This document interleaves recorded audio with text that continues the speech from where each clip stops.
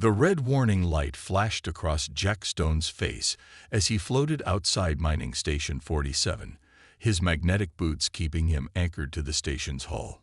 Another day, another repair job in the endless void of space. The solar panels needed realignment, a routine task he'd done 100 times before.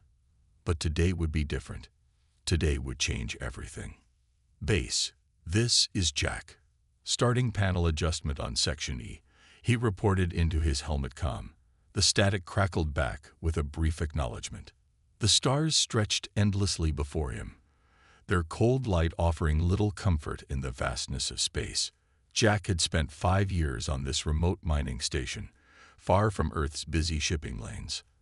Out here, the company paid triple wages for the isolation. Most workers lasted 6 months before requesting transfer. Jack stayed because he preferred the quiet. A flash of light caught his eye. Different from the usual stellar shimmer, something was moving against the star field, tumbling in an uncontrolled spin. Jack adjusted his helmet's magnification. "Base, are we tracking any scheduled traffic today?" he asked, already knowing the answer. They hadn't had visitors in 3 months. "Negative, Jack. Clear skies on all channels." "What are you seeing?" The object grew larger. It wasn't a ship, too small, too sleek. Its silver surface reflected starlight in rhythmic pulses as it spun. An escape pod, but unlike any human design he'd ever seen. Got an unknown contact, possibly a pod. Moving to investigate, Jack disconnected his safety tether and fired his suit's maneuvering thrusters. Base control started protesting about protocols and quarantine procedures, but he switched the channel to low volume. Something about the pod's erratic movement spoke of urgency. As he drew closer, the pod's alien origin became clear. Its surface wasn't metal, but some kind of crystalline material that seemed to pulse with internal light. Fractal patterns decorated its hull, too precise to be natural. The thin trail of glowing gas leaked from a crack in its side. Jack's suit sensors started screaming warnings. The gas was highly toxic, eating away at the pod's hull. He had minutes, maybe less, before the pod's integrity failed completely. Through a transparent section, he saw the passenger. His breath caught. She looked almost human, but her skin had the same crystalline quality as the pod, catching light and breaking it into rainbow patterns. She wasn't moving. "Base, we got a survivor in here." Life signs present but weak. Pods leaking toxic gas. He moved to the pod's external controls, simple geometric shapes that pulsed with light. "Do not attempt rescue," Base Control ordered. "Quarantine protocols are clear. Wait for the emergency team." Jack looked at the gas leak, then at the unconscious figure inside. The emergency team was 2 hours out. The pod wouldn't last 20 minutes. "Sorry, Base, can't wait." He pressed his gloved hand against the largest symbol. Nothing happened. Cursing under his breath, he pulled out his mining laser, going to attempt emergency breach. The crystalline material proved tougher than expected. Jack had to boost his laser to maximum power, burning through 3 power cells before cutting a hole big enough to reach through. The moment the seal broke, his suit's sensors went crazy from the toxic gas. He reached inside, finding the alien woman surprisingly light despite her crystalline appearance. Her skin was cool to the touch, even through his gloves. As he pulled her free, her eyes fluttered open for just a moment. They were like opals, swirling with colors that seemed to peer straight into his soul. The pod exploded behind them as Jack fired his thrusters, pushing them both back toward the station. Base Control was still shouting about protocols and contamination risks, but he barely heard them. All he could think about were those opal eyes and the strange feeling that he'd just crossed a line that couldn't be uncrossed. As the airlock cycled, Jack looked down at the unconscious figure in his arms. He'd broken every first contact protocol in the book. He'd probably lose his job. But as her chest rose and fell with steady breaths, he knew he'd made the right choice. Sometimes you had to trust your gut. Sometimes Being human meant breaking the rules. The medical bay hummed with quiet energy as Jack watched the strange crystalline woman lying on the bed. He'd been sitting there for 6 hours, ignoring the station director's orders to leave. The quarantine field sparkled around the bed, its soft blue glow mixing with the natural shimmer of her skin. Her eyes opened suddenly, catching the light like opals in sunlight. She sat up with a sharp movement, her crystalline hair tinkling softly like wind chimes. "You're safe," Jack said, keeping his voice gentle. "You're on mining station 47. The alien woman looked at him, then at her surroundings. Her face showed no fear, only intense curiosity. When she spoke, her voice had a musical quality, like crystal glasses being played. "You touched me," she said in perfect English, though her mouth didn't move quite right with the words. "You made physical contact during the rescue." Jack nodded slowly. "I had to. Your pod was breaking apart." She touched the bed's surface with careful fingers, then looked at her own hands as if seeing them for the first time. "In my society, the crystal sphere, we haven't made direct contact with another species in 10,000 years. It is our highest law. Physical touch is—" She paused, searching for the word. "Forbidden." "I'm sorry," Jack said, though he wasn't. "It was that or let you die."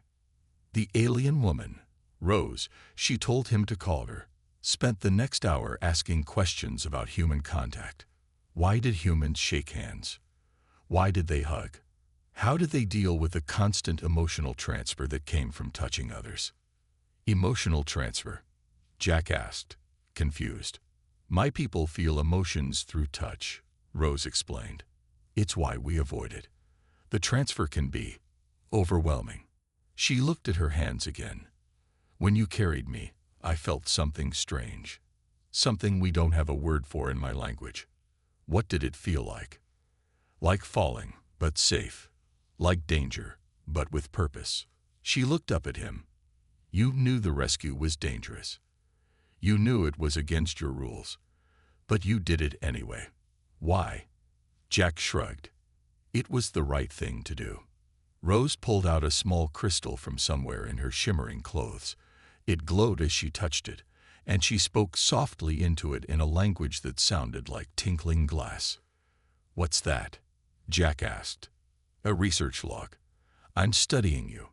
She said it simply, as if it was the most natural thing in the world. "Humans are fascinating. You make decisions based on invisible principles. You break rules for strangers. You risk everything for momentary choices." "That's not unique to humans," Jack said, uncomfortable with her intense study. "It is," Rose insisted. "Most species we've observed act on logic, on rules, on careful planning. Humans act on something else, something we lost long ago." The quarantine field crackled and sparked. Rose looked at it with interest. "Your containment technology is primitive," she said, "but the intent behind it shows wisdom. You fear the unknown, yet you reach for it anyway." Another contradiction. Jack watched as she made more notes in her crystal. "Won't you get in trouble for being contaminated by contact with me?" Rose's opal eyes sparkled with something that might have been amusement. "I'm already in trouble. But I think—" She paused, touching the bed again with careful fingers. "I think trouble might be exactly what my people need." An alarm blared through the station. Rose looked up, her crystalline features catching the red warning lights. "They're here," she said calmly. "My people. They'll want to sterilize this entire station, to remove all trace of contact." Jack stood up. "Like hell they will." Rose's eyes widened at his reaction. She quickly spoke into her crystal again. "Fascinating. You'll fight even though you can't win." "Watch me," Jack said, heading for the door. Behind him, Rose made another note in her crystal, her quiet voice filled with wonder. "Perhaps," she whispered to herself, "that's exactly why humans do win." 3 crystal ships appeared outside mining station 47, their hulls shimmering like diamonds in the starlight. Each was 10 times larger than the station and shaped like perfect geometric shapes. A sphere, a pyramid, and a cube. They moved with impossible grace, surrounding the station in a perfect triangle formation. "Your mining vessel," Rose said, running alongside Jack through the station's corridors. "How fast is it?" Jack laughed without humor. "Not fast enough to outrun those." He pointed at the crystal ships through a viewport. "But you have a plan." Her opal eyes studied his face with intense curiosity. "Working on it." Jack reached the docking bay and punched in his access code. His mining ship sat there, an ugly chunk of metal compared to the crystal ships, but it was tough and reliable. More importantly, he'd made some unauthorized modifications to it over the years. The station's speakers crackled. A voice like breaking glass filled the air. "This is Enforcer Prime of the Crystal Sphere. Your station is quarantined. Submit for immediate sterilization." "Sterilization?" Jack asked, helping Rose into the mining ship's cockpit. "They'll dissolve the entire station into base atoms," she explained, settling into the co-pilot's seat. "Standard procedure for contamination events. There are 30 people on this station. The Crystal Sphere considers that an acceptable loss to prevent cultural contamination."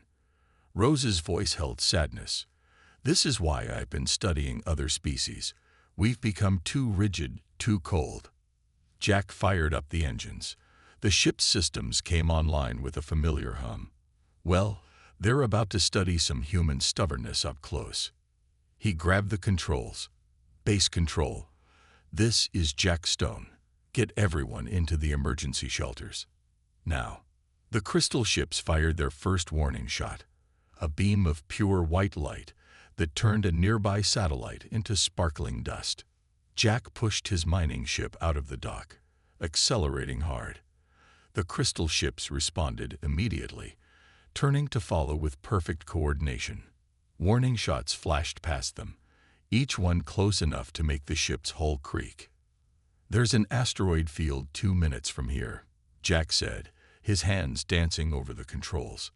"Dense enough to hide in." Rose's eyes widened. "The asteroids are moving at varying speeds and directions. The mathematical calculations needed to navigate safely would take hours. Watch and learn." Jack grinned, pushing the engines harder. His ship shuddered as they entered the asteroid field. Rocks the size of buildings tumbled around them in a chaotic dance. The crystal ships followed, but their perfect formations began to break up. Their geometric shapes, while beautiful, weren't designed for quick turns. They had to slow down, calculating each move carefully. Jack didn't calculate. He flew by instinct, by feeling, by the seat of his pants. The mining ship ducked and weaved through gaps that seemed too small, spun around asteroids that could have crushed them, and used the larger rocks for cover against the increasingly frustrated crystal ship's attacks. "Impossible," Rose whispered, making notes in her crystal. "You're not even using navigation computers. How are you predicting the asteroid movements?" "I'm not," Jack said, yanking the ship sideways to avoid a collision. "I'm just feeling the flow. Sometimes you've got to turn off the math and trust your gut." A massive asteroid tumbled between them and their pursuers. Jack cut power to everything except life support, letting their ship drift into a shadow. The crystal ships passed by, their perfect shapes reflecting starlight as they searched in the wrong direction. "They'll find us eventually," Rose said quietly. "The crystal sphere never gives up." Jack checked his fuel gauges. They had enough for one more run. "Then we'll have to show them something they've never seen before." He looked at Rose. "Want to help me do something really stupid?" Rose's crystalline features sparkled with what might have been excitement. "Is this what humans call having fun? Ask me again if we survive," Jack said, powering up the engines. Behind them, the crystal ships were already turning around, their perfect shapes gleaming with deadly purpose. But for the first time in 10,000 years, one of their own was about to break all their perfect rules. And she was smiling about it. Hidden in an abandoned mining tunnel deep inside the asteroid field, Jack's ship floated silently. The cabin lights were dimmed to save power, casting soft shadows that made Rose's crystalline skin sparkle like starlight. "Tell me about your society," Jack said, breaking the long silence. They had been hiding for hours, watching crystal ships pass by in the distance. "Why is touch so forbidden?" Rose held up her hand, letting the dim light play across her crystal skin. "We weren't always like this. Long ago, my people lived much like humans do. We touched, we felt, we changed." She paused, her opal eyes distant. But emotion through touch brought conflict. Wars were fought. Civilizations fell. "So you just stopped?" Jack asked. "We evolved, changed our bodies to crystal forms, created perfect rules, perfect structures. No touch meant no emotional transfer. No emotional transfer meant no conflict." She looked at her research crystal, which continued recording. "We thought we had found perfection." Jack leaned back in his pilot's seat. "Sounds more like a prison." "Perhaps." Rose touched the ship's control panel gently. "But it worked. We haven't had a war in 10,000 years. Our technology advanced. Our civilization spread across dozens of star systems. But at what cost?" Jack watched as another crystal ship passed by their hiding spot. "You've given up everything that makes life worth living." Rose's features shimmered with interest. "Worth living. Our average lifespan is 400 years. We have eliminated disease, poverty, conflict. How is that not worth living?" "Because you're not living. You're just existing." Jack gestured at the crystal ships outside. "Look at them. Perfect shapes, perfect movements, perfect rules. But where's the joy, the wonder, the desire to reach out and touch the universe?" Rose was quiet for a long moment. When she spoke, her voice was softer than usual. "When you rescued me, I felt something through your touch, something I had only read about in ancient texts. You humans call it compassion." She stood up, moving to the viewport. "My research wasn't authorized by the Council. I took that escape pod and damaged it myself. I wanted to study other species to understand what we had lost." She turned to Jack. "I never expected to find so much in such a primitive race." "Primitive?" Jack raised an eyebrow. "Your technology is basic. Your societies are chaotic. Your lives are short." Rose's face sparkled with what might have been a smile. "But you live more in one day than my people do in a century." She held up her research crystal. It glowed brightly in the dim cabin. "I've been sending my observations to others like me, young ones who question our perfect rules. They're sharing them, discussing them in secret forums." Her eyes met Jack's. "Your touch didn't contaminate me, Jack. It woke me up." A warning light flashed on the console. 3 crystal ships were moving closer to their hiding spot, scanning methodically. "They're getting better at predicting our movements," Jack said, checking the sensors. "We can't hide forever." "We don't need to." Rose's voice had changed, becoming stronger. "My people need to see this, need to understand what we've lost." She held out her hand. "Help me show them." Jack looked at her offered hand, a gesture that would condemn her forever in her society's eyes. But in that moment, he saw something in her opal eyes that looked very human. Hope. He took her hand. Her crystal skin was cool to touch, but he felt a tingling sensation, like static electricity but deeper. Her eyes widened. "So much life," she whispered. "So much feeling. How do you bear it?" "That's the secret," Jack said, squeezing her hand gently. "We don't bear it. We embrace it." Outside, the crystal ships drew closer, their perfect shapes casting long shadows through the asteroid field. But inside the small mining ship, something impossible was happening. A revolution not of weapons or violence, but of touch, of feeling, of life itself. The Crystal Sphere Council chamber was a perfect dome, its walls made of living crystal that pulsed with soft light. Jack stood in the center, surrounded by 12 council members who sat in elevated chairs arranged in a circle. Their crystalline bodies were more elaborate than Rose's, with complex patterns that showed their high rank. They had been caught finally when Rose chose to surrender. Now Jack faced judgment while Rose stood to the side, still making notes in her crystal even during her own trial. Somehow, that made him smile despite the situation. Human Jack Stone, the head council member, spoke, his voice ringing like deep bells. You stand accused of corrupting a pure one through physical contact. Do you deny this charge? Define corrupting, Jack said, crossing his arms. Several council members shifted uncomfortably at his casual stance. You made physical contact. You exposed her to emotional transfer. I saved her life, Jack interrupted. The crystal walls pulsed red at his defiance. Where I come from, that's not corruption. It's basic decency. Rose stepped forward, her crystal recorder glowing. Council members, I request permission to present my research findings. Denied, the head council member said. You are contaminated. Your judgment will follow the humans. You want judgment. Rose's voice rang out clearer than Jack had ever heard it. Then judge this. She raised her research crystal high. It projected images into the air, scenes from the mining station, the chase, their conversations. I study humans extensively, their emotional responses, their decision-making process, their willingness to act without perfect calculations. This is forbidden knowledge, another council member said, but Jack noticed some of the younger members leaning forward with interest. Knowledge cannot be forbidden, Rose countered. Look at their achievements. In the time we spent calculating perfect solutions, they built empires. While we feared emotional transfer, they used feelings to drive innovation. They're not perfect, but they're alive. The council chamber hummed with tension.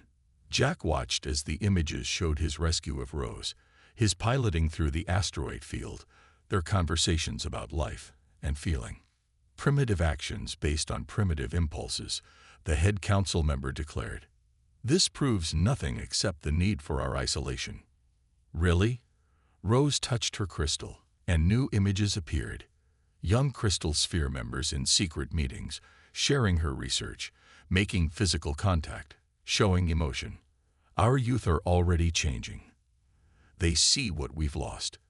They'd want to feel again. Murmurs spread through the chamber. The walls pulsed with multiple colors, reflecting the council's agitation. This is why we need to act now. The head council member stood. The human will be executed. All contaminated members will be purified. Order will be maintained. Order. Jack laughed, drawing shocked looks. You call this order? You're so afraid of feeling that you'd kill your own people. That's not order. That's cowardice. The chamber fell silent. In 10,000 years, no one had dared speak to the council this way. You fear change, Jack continued, walking around the circle, looking each council member in the eyes. You fear feeling. But look at Rose. She touched, she felt, she changed. And she's stronger for it. She's more alive than any of you. How dare you? The head council member began. No, how dare you? Jack's voice echoed through the chamber. You claim to be advanced, but you're frozen. Static. We humans keep moving forward, keep feeling, keep changing. Yes, it hurts sometimes. Yes, it's messy. But it's real. Rose stepped beside him, and to everyone's shock, took his hand. The chamber erupted in chaos. Some council members rose in outrage, but others watched with obvious fascination. I have more to show, Rose said calmly, her hand cool in Jack's. Evidence that will change everything we thought we knew about emotional transfer and species interaction. The question is, she looked at each council member in turn, are you brave enough to feel it? The crystal walls pulsed with swirling colors, reflecting the chaos of change beginning to crack their perfect world. The crystal chamber walls continued to pulse with chaotic colors as Rose stepped into the center of the room. Her simple crystalline form began to change, patterns emerging across her surface that made the council members gasp. Complex, royal markings appeared, markings that Jack had never seen before, but clearly meant something significant to everyone else in the room. I think, Rose said, her voice now ringing with authority, it's time for truth. The head council member stood up so quickly his crystal chair cracked. "My lady, you cannot be here. The hair must remain pure." "The hair," Rose cut him off, "has been among the humans for the past month, and I have never felt more pure." She turned to Jack, whose confused expression almost made her laugh. "I apologize for not telling you sooner. I am Rose, heir to the Crystal Sphere leadership, next in line to guide our people." Jack blinked several times. "You're their princess." "Something like that," Rose said with a shimmer that was definitely a smile. "Though we don't use such simple terms." She faced the council again. "My accident was planned. I chose that mining station, chose to study humans, chose to let one save me." The chamber erupted in shocked whispers. The walls flickered between deep blues of confusion and red pulses of alarm. "But why?" one of the younger council members asked. "Why risk everything?" "Because we are dying," Rose said simply. The chamber fell silent. "Not our bodies. Our bodies are perfect, eternal. But our spirit, our drive to explore, to feel, to live, that died 10,000 years ago, when we chose isolation over interaction." She held up her research crystal. "I didn't just study humans. I studied us. How many new inventions have we created in the past 1,000 years? How many new songs? New stories? New anything?" She paused, letting the silence answer for her. "We stopped creating when we stopped feeling." Jack watched as the council members looked at each other, many for the first time showing obvious emotion in their crystalline features. But the human, the head council member, tried one last time. "He touched you." "The contamination was exactly what I hoped for." Rose's form glowed brighter. "I needed to know if another species would save one of us without calculation, without profit, without perfect planning. Just because it was right." She looked at Jack. "You didn't save me because I was in hair. You didn't even save me because I was female. You saved me because I needed saving." That simple truth has shaken our society to its core. She waved her hand, and the crystal walls filled with images. Young Crystal Sphere members sharing her research, practicing careful touches, showing emotions. Our youth already hunger for change. They see humans, passionate, imperfect, alive, and they want to feel again. "This is revolution," the head council member whispered. "No," Rose corrected gently. "This is evolution. We evolved to crystal form to avoid feeling. Now we must evolve again, not back, but forward. We can learn to feel without losing control. We can learn to touch without starting wars. We can learn from humanity without becoming human." She turned to Jack, her opal eyes swirling with colors he'd never seen before. "Your rescue didn't just save my life. It showed us a path forward, a way to be both perfect and alive." She faced the council. "The question is, will you feel enough to take that path?" The chamber was silent for a long moment. Then, to everyone's surprise, the youngest council member stood up and walked down to Rose. With trembling hands, they touched. The first deliberate council-level touch in 10,000 years. The walls exploded with color, and Jack saw tears of liquid crystal roll down more than one council member's face. Change, it seemed, felt a lot like hope. 1 year later, Jack stood at the window of his new office in the Crystal Sphere's first Joint Species Research Center. The building was a beautiful blend of human and crystal sphere architecture, partly metal, partly living crystal. Outside, ships from both civilizations moved through space together, their different designs creating an odd but striking harmony. "Still getting used to the view?" Rose asked, entering the office. Her crystalline form now carried both her royal markings and the simpler patterns she'd worn when they first met, a reminder of both who she was and who she'd chosen to be. "Still getting used to all of it," Jack admitted, turning to face her. The past year had brought more changes than he could have imagined. "Did you ever think it would work out like this?" Rose's opal eyes sparkled. "I hoped, but even I didn't expect such success." She waved her hand, and the office wall turned transparent, showing them the activity in the research center below. Human scientists worked side by side with crystal sphere researchers. Some wore special gloves that allowed safe emotional transfer during contact, an innovation that had come from their collaboration. Young crystal sphere members moved more freely now, showing emotions, even laughing, a sound that had been unheard of a year ago. The Council's latest report shows a 300% increase in technological innovation. Rose said, pride in her musical voice. Turns out feeling things helps you think of new things too. And the emotional control training? Jack asked, watching a group of crystal sphere youth practicing controlled touching under human guidance. Better than expected. We're learning to feel without losing ourselves, to touch without being overwhelmed. She smiled, a real smile, something her people were slowly learning to do. Your mining station was just the beginning. Now we have exchange programs on 12 human worlds. Jack nodded toward a group of human children visiting the center, their eyes wide with wonder as they learned about crystal technology. Goes both ways. Those kids will grow up knowing the stars aren't just full of strangers. They're full of friends. Speaking of friends, Rose said, her tone turning formal in a way that made Jack suspicious. The council has made a decision about your final reward. Rose, I don't need. Jack Stone.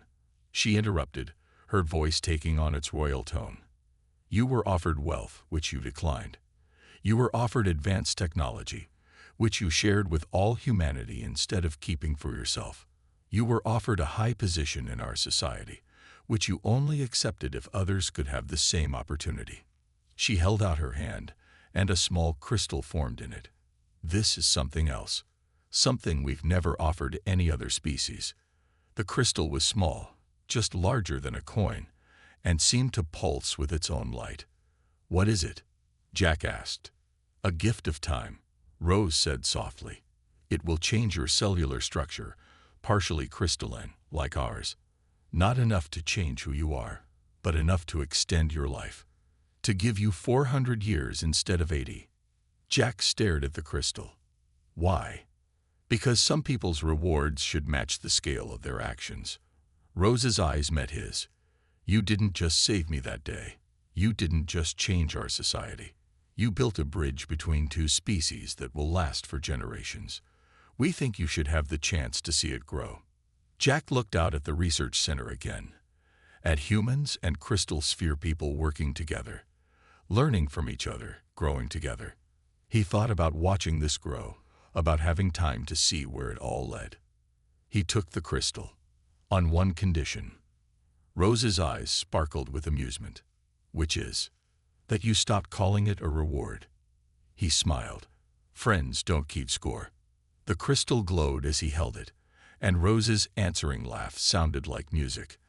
Outside, a human ship and a crystal sphere vessel launched together into the deep black of space, their different shapes creating something new, something better, as they flew side by side into the endless stars.